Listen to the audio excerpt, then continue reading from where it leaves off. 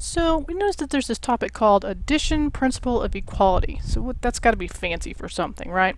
So basically it just means I want to see if I have an equation, how do I get x all by itself? Or how do I get a, whatever the letter is within the equation. So when I look at this first one, I notice I have x minus 12 equals 20. So if I want to find x, I'm going to have to get x all by itself. So what I look at is I look at what's right next to it. So I've got minus 12. What is the opposite of minus 12? Well, the opposite is plus, so I'm going to add 12. But if I add 12 to one side of the equals, I'm going to have to do exactly the same thing to the other side. So when I do that, when you have minus 12 plus 12, those are opposites, those are going to cancel out.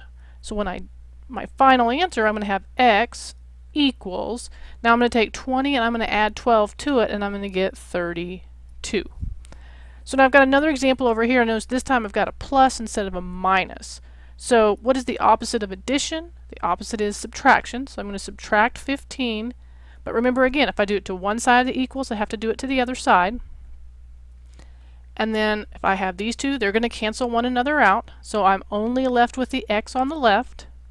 Now this time I've got a positive 5 and a minus 15, so it's going to give me minus 10.